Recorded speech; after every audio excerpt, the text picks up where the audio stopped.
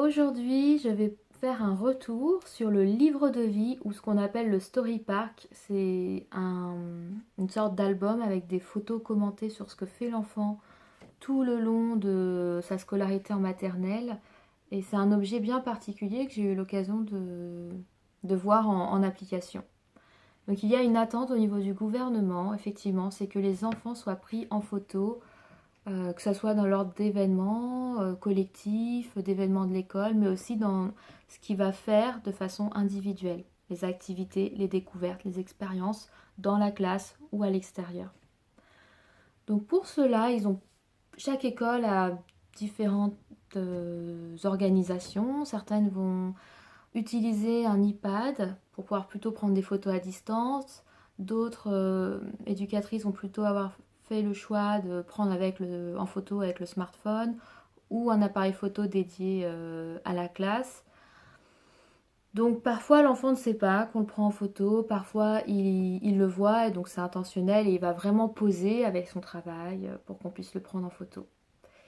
Ensuite, les photos ne vont jamais être transmises aux familles sans commentaire. Ça, il faut le savoir. Il y aura toujours un petit commentaire fait par l'équipe pédagogique. Donc ça, soit c'est des textes déjà tout créés et on va rajouter les photos si c'est du matériel spécifique, ou soit c'est les éducatrices qui vont commenter.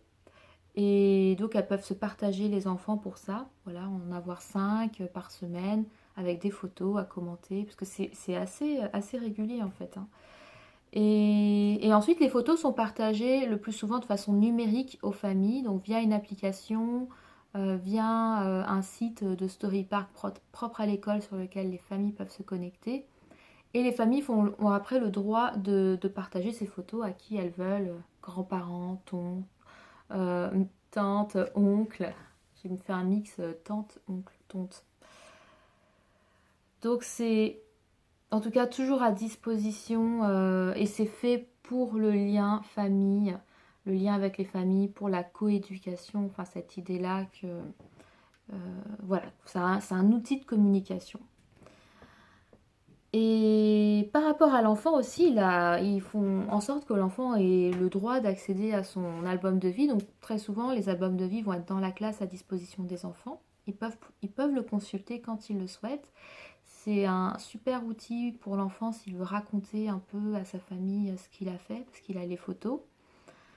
Et l'école où j'étais, donc là, on faisait les albums de vie, c'était une création sur le moment avec l'enfant. C'est-à-dire qu'on invitait l'enfant, on lui demandait de choisir la couleur de son papier, de faire des petits dessins, on lui montrait des photos et on l'invitait à nous raconter ce qui se passait sur telle ou telle photo. Donc c'était vraiment un support de langage, développer l'identité, développer la créativité avec la mise en page, développer l'amour d'écrire sur du papier aussi à l'heure des écrans.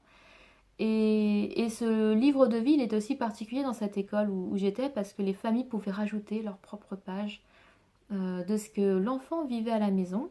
Donc soit les parents venaient dans la classe et le faisaient sur place, soit des fois, je crois, ils pouvaient prendre l'album de vie et le faire à la maison. Donc c'était vraiment un objet où même la séparation entre l'école et la famille était annulée quelque part. C'était une seule et même chose. Encore une fois, cette idée de coéducation. Donc après, il y a des familles qui ne veulent pas que leurs enfants soient pris en photo, notamment les Maoris. Certaines familles pensent que quand on prend en photo un enfant, il peut perdre un peu de son âme. Donc du fait de ces croyances, les écoles sont tout à fait à l'aise de respecter le choix de certaines familles. Et ce que je peux aussi dire, c'est que c'est aussi un outil, l'album de vie, que l'enfant va prendre quand il va passer en primaire, en transition.